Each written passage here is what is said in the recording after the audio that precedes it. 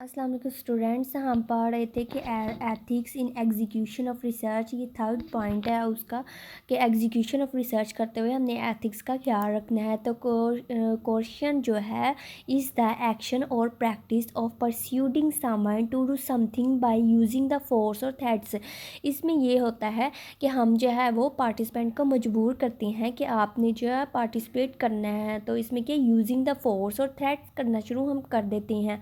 When the research is being conducted with the detained persons or particular care must be taken over the informed consent, paying particular attention to the special circumstances that may affect the person ability to freely or voluntarily give informed consent। कि आपने जो है question करते हुए execution of the research में ethics का ख्याल रखते हुए आपने क्वेश्चन करते हुए आपने जो है जो यूजिंग द फोर्स और थ्रेट वगैरह का यूज़ नहीं करना।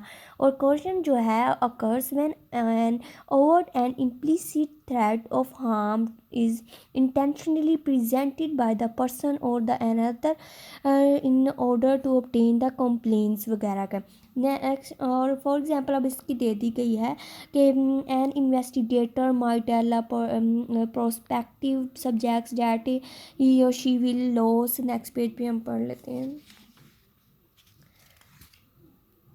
नेक्स्ट पेज पे आ गए हैं कि हमने क्वेश्चन के बारे में पढ़ रहे थे, access to needed health services. Example हम पढ़ रहे थे, इसकी लास्ट पे लाइन जो रह गई थी एग्जांपल के, access to needed health services if he does not participate in research में। तो आपने जो उसको फोर्स करना शुरू कर देंगे या आप थ्रेट वगैरह करना शुरू कर देंगे। तो इसमें जो है हमने एथिक्स का ज़रूर ख्याल रखना है।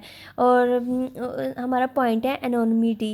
Anonymity is the practice of ensuring that individual name is not directly associated with the information measurements obtained from the individual।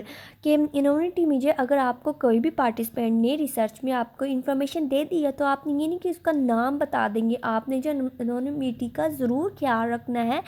और instead of using his or या her name each participant is TP के तौर पर sign करेगा code number or code name, and the code is the only surface use for an individual participant to ensure that the confidentiality of the data research की typically use following two strategies के लिए हम करेंगे। अगर इनोनिटी का मतलब ये है कि अगर आपको किसी ने कोई इन्फॉर्मेशन दे दी है, आपकी रिसर्च के आपको कर दिया है, पार्टिसिपेशन कर दी है, तो आपने जो है उसका नेम नहीं आपने अपनी रिसर्च में लगा देना कि इस ने पर्सन ने मुझे ये इन्फॉर्मेशन दी है।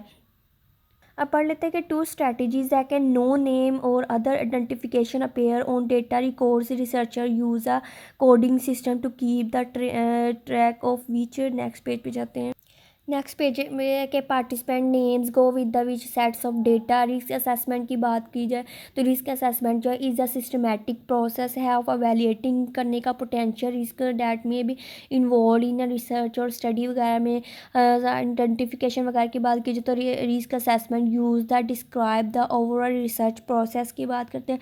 और method where you identify hazard and risk factors वगैरह that have the potential to cause harm का। रिस्क कंट्रोल की बात की जाए तो हम करते हैं कि risk assessment also determine appropriate ways to eliminate to hazard or control the risk when the hazard can not be eliminate. Next page पे debriefing. A debriefing is a post-experimental explanation of a purpose of the study that is given to the participant को, especially तो पे if deception was used की जाए।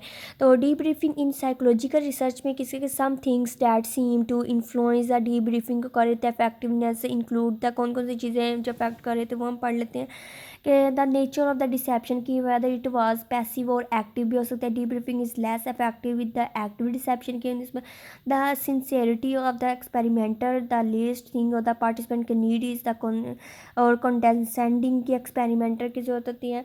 और next page पे के की कॉन्सेप्ट अगर हम देख लें कि डीब्रीफिंग हमारे लिए किस तरह बेनिफिट्स है, तो बेनिफिट्स बहुत पार्टिसिपेंट्स एंड रिसर्चर्स के लिए, दोनों के लिए है। Debriefing inform participants about the nature of the research and their role in the study and educates them about the research process.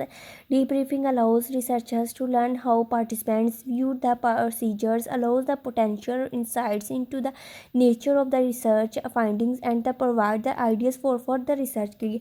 ये हमने यहाँ पे पढ़ लिए।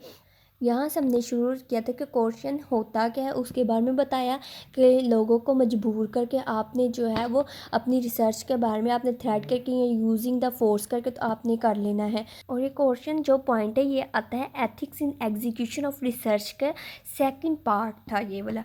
तो आप हमारे दोनों वीडियो को देख लें और आप अच्छी तरह से ये लर्न कर लें तो आपकी रिसर्च बहुत अच्छी तरह हो जाएगी। Thank you so much for watching my video.